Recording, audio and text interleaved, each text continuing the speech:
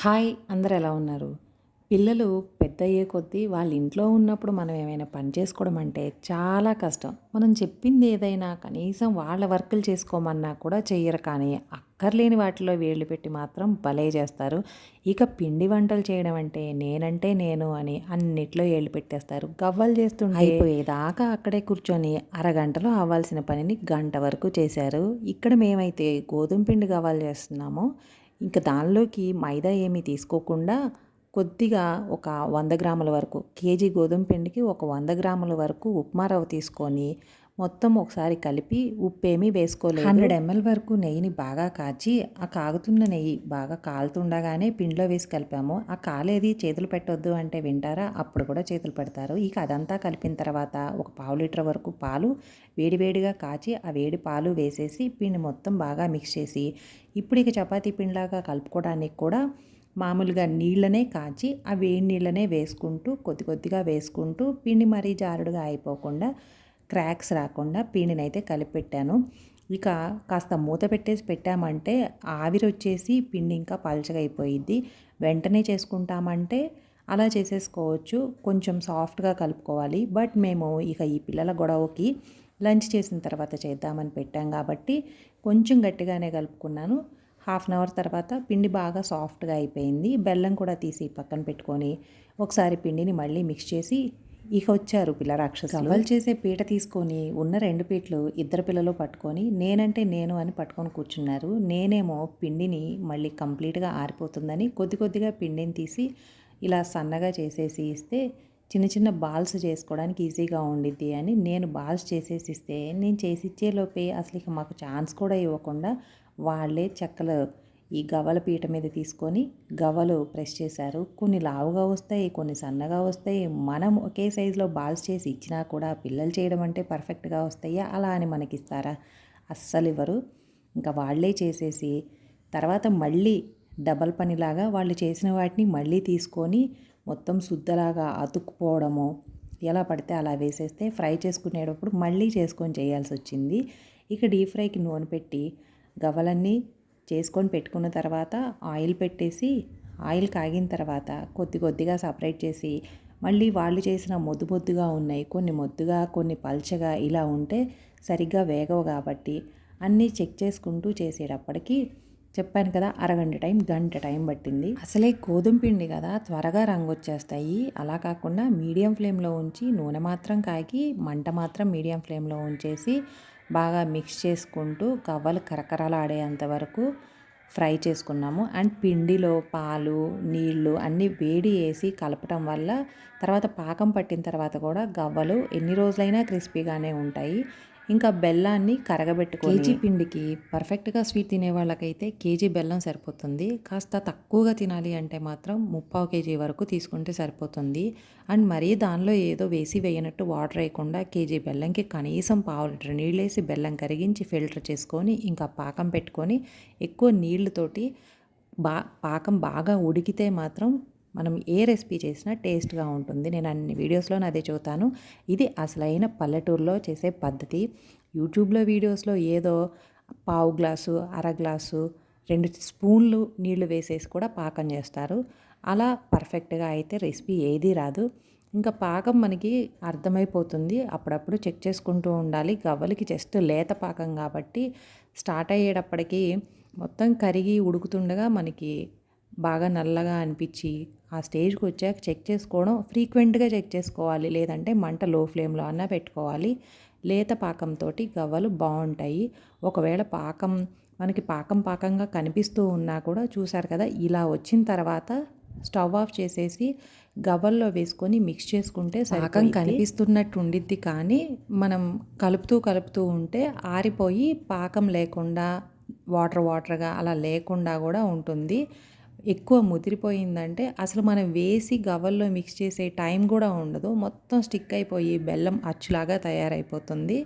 So ఇలా పాకంలోకి గవ్వలు వేసుకొని కదిపి చల్లారిపోతే ఆ పాకం అంతా ఏం లేకుండా అయిపోతుంది. ఎన్ని రోజులైనా టేస్టీగా కరకరలాడుతూనే ఉంటాయి. పిల్లలు చిన్నప్పుడు వాళ్ళు కామ్గా టీవీ పెట్టో లేకపోతే ఏదైనా టాయ్స్తో ఆడుకుంటూ ఉంటేనో అన్ని పనులు ఒకే రోజు చేసుకోగలిగాం. కానీ పెద్దయి అన్నిట్లోనూ నేనుంటాను అని వేలు పెడితే ఏ పని కాక రోజుకొక రెసిపీ ఇలా చేశాము. ఇక నెక్స్ట్ రెసిపీ అయితే మా ఊర్లో మాత్రం తప్పకుండా చేసేది గట్టి గారెలు, మినపగారెలు. తినడానికి మాత్రం చాలా రుచిగా ఉంటాయి. అన్నీ కూడా కరకరలాడు గుమగుమలాడే నేతి అరిసెలు. మాకైతే తప్పకుండా ఎర్ర బెల్లంతోటే చేస్తారు. ముందు మినపగారెల కోసం పొట్టు మినపప్పును తీసుకొని బాగా రాత్రంతా నానబెట్టుకొని ఉదయం నీట్గా కడిగిన తర్వాత ఆరబెట్టుకోవాలి. దానిలోకి తడి ఉండకూడదు, తేమ ఆరిపోకూడదు. అలా చక్కగా ఆరబెట్టుకోవాలి. తడి ఉందంటే మళ్ళీ పిండి పలచనైపోయిద్ది, మనకి గారె కరకరలాడకుండా మెత్తగా అయిపోయి బూజు వచ్చేస్తాయి. ఇక అందులోకి కరివేపాకును కూడా ఆరబెట్టుకొని ఇందులోకి కారం కోసం పచ్చిమిర్చి, అల్లము మెత్తగా గ్రైండ్ చేసుకోవాలి. ఇందులోనే కావాలంటే 2 స్పూన్లు జీలకర్ర కూడా వేసుకొని గ్రైండ్ చేసుకుంటే మనకి మంచి వాసన, ఫ్లేవర్ కూడా తగిలిద్ది. రుచికి సరిపడా ఉప్పు కూడా యాడ్ చేసుకొని మెత్తగా గ్రైండ్ చేసుకొని ఇక తడి ఆరిపోయి తేమగా ఉన్న మినప్పప్పుని అందులోకి కావాలంటే మనం పెసరపప్పు, శనగపప్పు, కాకపోతే 1 కప్పు మినపప్పు తీసుకుంటే దానికి పెసరపప్పు, శనగపప్పు యాడ్ చేసుకోవాలి. 2 కలిపి పావు కప్పే ఉండాలి. ఈ మినపప్పుని మాత్రమే కచ్చాపచ్చాగా అసలు ఆ మినపప్పు బ్రేక్ అవ్వాలి అంతే, పిండి అయిపోకూడదు. కొద్ది కొద్దిగా ఉప్పు వేసుకుంటూ చక్కగా గ్రైండర్లో కానీ రోట్లో కానీ రుబ్బుకుంటే చాలా బాగుండిద్ది. ఇక మనం రుబ్బుకున్న కారము ఇంకా పక్కన నానబెట్టుకున్న పప్పులు పెసరపప్పు, శనగపప్పు డైరెక్ట్గా వేసుకొని పిండి కలుపుకొని ఇలా చెక్కల్లాగా ఒత్తుకొని డీప్ ఫ్రై చేసుకోవాలి. కాలడానికి మాత్రం బాగా టైం పడతాయి. ఇది అన్నీ ఒకే షేప్లో రావడానికి ఈ చెక్కలు మేక్ చేయడానికి మనం చేయించుకోవచ్చు ఏదైనా చెక్కతోటి. అన్నీ ఈక్వల్ సైజులో వస్తాయి. పర్ఫెక్ట్గా కాలి కొంచెం మనకి ఆ కాలకుండా ఉంది అంటే మాత్రం ఆ మెత్తగా ఉండిపోయి వెంటనే బూజు పెట్టేస్తాయి. ఎందుకంటే ఓన్లీ మినపప్పు కాబట్టి చక్కగా మీడియం ఫ్లేమ్లో, మరీ హై కాదు మరీ లో కాదు. మనకి నార్మల్గా ఇంట్లో వాడే గ్యాస్ స్టవ్లు అయితే ఫుల్ హై ఫ్లేమ్లో ఉంచేసి కాల్చుకోవచ్చు. ఇలా బాగా కాల్చుకుంటే మాత్రం 2 నెలలైనా కూడా నూనె వాసన రావు. ఇంకా ఆ కరకరలాడే క్రిస్పీనెస్ కూడా తగ్గిపోదు. అంత రుచిగా ఉంటాయి. పిల్లలు, పెద్దలు అందరూ చక్కగా తింటారు అంత ఇష్టంగా. ఎప్పుడూ చేసుకునే రొటీన్ చెక్కలు, ఈ పప్పు చెక్కలు అని బియ్యపిండి చెక్కలు కాకుండా ఇవైతే మాత్రం చాలా బాగుంటాయి. మీరు ట్రై చేసి టేస్ట్ ఎలా వచ్చిందో అయితే తప్పకుండా కామెంట్ చేయండి. రెసిపీ నచ్చితే తప్పకుండా లైక్ చేయండి. ఇక తర్వాత రెసిపీ వచ్చేసి అరిసెలు. అరిసెల కోసం 24 అవర్స్ మినిమం రేషన్ బియ్యం అయితే నానబెట్టుకొని పొద్దున, సాయంత్రం ఒక 2 సార్లు కడిగి పెట్టుకుంటే నీళ్లు వాసన రాకుండా ఉంటాయి. అలా కడిగి పెట్టుకున్న నీళ్ళని మాత్రమే వంపేయాలి. తడిపిండి కోసం కూడా మనం కంప్లీట్గా డ్రై చేసేయకూడదు. బియ్యం అంతా ఆరిపోకూడదు. తేమ, తడి అలానే ఉండాలి. ఒక నీళ్ళు వంపేసి అలానే గ్రైండ్ చేయించుకొని దీనిలో బెల్లం పిండి ఏదైనా కూడా మనం కేజీ బియ్యం తీసుకున్నామంటే కేజీ బెల్లం పడుతుంది. పెద్దవాళ్ళ మెజర్మెంట్స్ వేరేగా ఉంటాయి. కానీ ఏదైనా కూడా బెల్లం క్వాలిటీని బట్టి మనం కేజీ బెల్లం తీసుకున్నాము అంటే పిండి మాత్రం 2 కేజీలు పెట్టుకుంటే అసలు ఎటువంటి భయము లేకుండా చేసుకోవచ్చు. ఎందుకంటే డిపెండ్స్ ఆన్ క్వాలిటీ, మనకి పిండి ఎక్కువ పడుతూ ఉంటుంది. ఇక ఇలా గ్రైండ్ చేసిన పిండిని సన్నగా ఉండే జల్లెడతో జల్లించుకొని ఆ తేమ పోకుండా ప్రెస్ చేసి పెట్టుకుంటే మనం చేసుకోవడానికి ఇంకో 10 నిమిషాలు, పావు గంట టైం పడుతుంది కదా. ఈలోగా పిండి ఎండిపోకుండా ఉంటుంది. పాకమంతా పట్టిన తర్వాత పిండి ఎక్కువ ఉంటే మాత్రం నీడలో తడి ఆరేంత వరకు ఆరబెట్టుకుంటే చక్కగా ఎన్ని రోజులైనా స్టోర్ ఉంటుంది. ఇక బెల్లం కరిగించి ఫిల్టర్ చేసుకొని, బెల్లంలో కూడా వేస్ట్ ఉంటుంది కదా, అది మొత్తం కూడా ఫిల్టర్ చేసుకొని పాకం పెట్టుకోవాలి. ఇప్పుడు చాలా వరకు వీడియోలో ఏం చూపిస్తున్నారంటే కేజీ బెల్లంకి జస్ట్ ఒక టీ గ్లాస్ వాటర్ పోయండి అంటున్నారు. కానీ కనీసం పావు లీటర్ నీళ్లు పోసి పాకం బాగా ఉడికితే మనం చేసే ఏ రెసిపీ అయినా కూడా రుచిగా ఉంటుంది. అరిసెల కోసం ఇలా మొత్తం కూడా దగ్గరకు వచ్చేసి కాస్త గట్టిగా అయ్యేంత వరకు పాకం పెట్టుకొని, ఇంకా మనకి పాకం అయ్యింది అన్నప్పుడు అందులో కాస్త నెయ్యి వేసామంటే స్టవ్ మీదే ఉన్నా కూడా పాకం ఇంకా ముదరకుండా ఉంటుంది. ఇలా సాగుతూ దగ్గరకు వచ్చి గట్టిగా అయ్యాక దానిలో నెయ్యి కూడా వేసేసుకొని మంట ఫ్లేమ్ అలానే ఉంచుకొని మనం పిండి కలుపుకుంటూ ఉండాలి.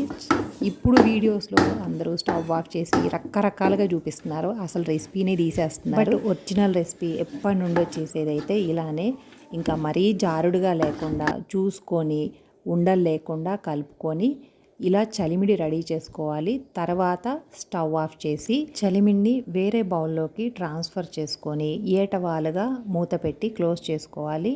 మళ్ళీ ఆ వేడి మీద మూత పెట్టినప్పుడు మనకి వాటరు ఏదైతే ఆవిరి వస్తుందో ఆ ఆవిరి నీళ్లు పడిపోతే చలిమిడి పల్చగా అయిపోయింది. కన్సిస్టెన్సీ చూసుకొని మనం పిండి కలుపుకొని చలిమిడి ఈ కన్సిస్టెన్సీలో ఉండేటప్పుడు మనకి లడ్డుగా అయ్యేట్టు, ఆరిపోయాక కూడా ఇలానే ఉంటుంది. కాస్త వేడిగానే ఉండగా అయితే చివర్లు మనకి నొక్కులు పోకుండా ఉంటుంది. బాగా సాగిపోతూ ఉంది చలిమిడి అంటే మాత్రం కంప్లీట్గా ఆరనిచ్చేసినా కూడా ఇలా అయిపోయిద్ది. అస్సలు వేడి లేకుండా ఆరనిచ్చేసి నెక్స్ట్ డే కూడా చేసుకోవచ్చు. బట్ ఇమీడియట్గా చేసుకునేటప్పుడు ఈ కన్సిస్టెన్సీలో ఉంచి మన చేతులకి నెయ్యి రాసుకొని చక్కగా అరిసెల్లాగా ఒత్తుకొని మీడియం ఫ్లేమ్లో ఉంచేసి నెయ్యి వేడైన తర్వాత ఫ్లేమ్ మాత్రం మీడియం ఫ్లేమ్లో ఉంచేసి పొంగిన తర్వాత రెండు వైపులా కాల్చి ప్రెస్ చేసుకుంటేనే అరిసెలు అవుతాయి. సో ఇలా గరిటెలు తీసుకొని కానీ ఇప్పుడు ప్రెస్ చేయడానికి చాలా వెరైటీ ఐటమ్స్ వస్తున్నాయి. అలా కానీ మనం ఒత్తుకొని అరిసెని ఆరబెట్టుకోవాలి. మరీ పల్చగా చేస్తే చూడ్డానికైనా తినడానికైనా బాగున్నట్టు అనిపిస్తే కానీ నెక్స్ట్ డేకి చల్లారిపోయిన తర్వాత బాగా గట్టిగా ఉంటాయి. అలా అని పాకం లేతగా చేసుకుంటే మాత్రం అరిసె షేప్ ఉండకుండా అసలు పట్టుకుంటేనే విరిగిపోయేట్టు, తినడానికి కూడా రాకుండా పొడి పొడిగా రాలిపోతూ ఉంటుంది. పర్ఫెక్ట్గా పాకం ఉండి మనకి తినడానికి కూడా మెత్తగా ఉండాలి అంటే ఈ పాకం సరిపోతుంది. ఇంకా కొంచెం మనం లావుగా కూడా చేసుకుంటే తినడానికి మెత్తగా ఉంటాయి. ఎక్కువ పల్చగా చేశారు అంటే ఆ నూనెలో కాగిపోయి నూనెైనా నెయ్యి అయినా బాగా కాలిపోయి లోపల పిండి లేకుండా ఉండి మనకి గట్టిగా ఎండిపోయినట్టు ఉంటాయి. ఇలా అయితే పర్ఫెక్ట్గా ఉంటాయి. ఇక బూందీ చేయడం కోసం మేమైతే 1 కప్పుకి 1 కప్పు ఈక్వల్గా శనగపిండి, బియ్యపిండి, తడి బియ్యపిండే యూస్ చేస్తాము. కావాలంటే ఇంకా హాఫ్, పావు ఇలా కూడా వేసుకుంటారు. కాకపోతే శనగపిండి మనకి రెగ్యులర్గా తిన్నప్పుడు చాలా హెవీ ఫీలింగ్ ఉండిద్ది కాబట్టి ఇప్పుడు అందరికీ కూడా సరిపడట్లేదు. ఈవెన్ పిల్లలకి కూడా గ్యాస్ట్రిక్స్ అలా ఉంటూనే ఉంటున్నాయి. కాలం మారిపోయి మనం ఇంట్లో చేసుకునేది ఇంకా హెల్తీగా మనకి కావాల్సింది క్రిస్పీగానే కాబట్టి ఈ కన్సిస్టెన్సీలో వేసుకొని సోడా ఉప్పు ఏమీ యాడ్ చేయనక్కర్లేదు. ఇలా జారుడుగా ఉండేటట్టు వాటర్ కలుపుకొని ఉండలు లేకుండా చేసుకొని బూందీ చేయడానికి బాగా హై ఫ్లేమ్లో మంట పెట్టుకొని నూనె బాగా కాలిపోతూ ఉండాలి. అన్ని వంటలు చేసినట్టు కాదు, ఇందులోనే ఉండిద్ది బూందీ పొంగడానికి ట్రిక్. బాగా కాగుతున్న నూనెలో వేస్తే మాత్రమే బూందీ పొంగుతాయి. ఇంకా ఈ బూందీ గరిటె తీసుకొని పిండి కూడా అందులో వేసుకొని, పిండి ఎక్కువ తిక్కుగా ఉన్నా కూడా బూందీ పొంగవు. గరిటెలో పిండి వేశాక మనం తిప్పే విధానము, ఇంకా ఆ గరిటెకి ఉన్న హోల్స్కి కొత్తవైతే కింద నొక్కులుగా ఉంటాయి. ఆ నొక్కులు ఉన్నప్పుడు బూందీ రౌండ్గా లేకుండా తోకలుగా వస్తూ ఉంటాయి. ఇవన్నీ చాలా ఇంపార్టెంట్. బట్ ఊర్లో ఎప్పుడైనా చేసేటప్పుడు పర్ఫెక్ట్గా బూందీ ఉండాలనుకుంటారు. ఇంకా సోడా ఉప్పు అయితే వేయము. సోడా ఉప్పు వేస్తే కొంచెం నూనె ఎక్కువ పీలుస్తూ ఉండిద్ది.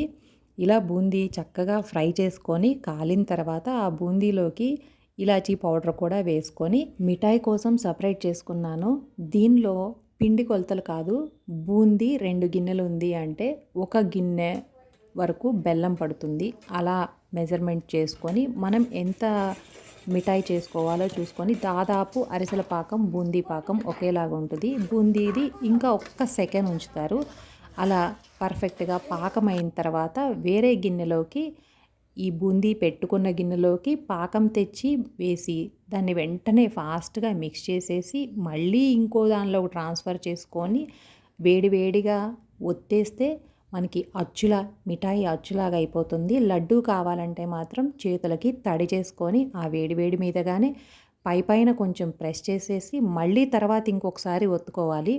కానీ ఈ కరకరలాడే బూందీకి ఆ వేడివేడి మీద చేయటం కూడా కష్టము, తర్వాత తినడం ఇంకా కష్టము, పిల్లలకి తినడానికి రాదు. అందుకని ఈ పాకంకైతే చక్కగానే వస్తుంది. ఇప్పుడు పిల్లలకి నోట్లో మొత్తం లడ్డు వేయలేదు, పైగా అలవాటు కూడా పోయి వాళ్ళు తినలేరని ఇలా అచ్చులాగా వేసేసుకున్నాను.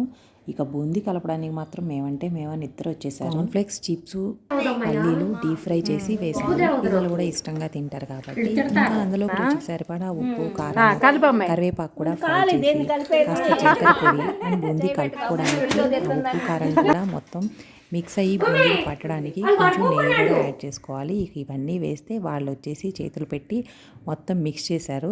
కాస్త ఆ వేయించినవి కూడా చల్లారిన తర్వాత చేతులు పెట్టండి అంటే అలా ముందు కూర్చొని చూస్తూ ఉన్నారు. ఇక ఇలా అయితే పిండి వంటలు రెడీ అయిపోయాయి. మీకు ఈ వీడియో నచ్చితే తప్పకుండా లైక్ చేయండి, షేర్ చేయండి. మరిన్ని వీడియోస్ కోసం ఛానల్ని సబ్స్క్రైబ్ చేయండి. Thanks for watching.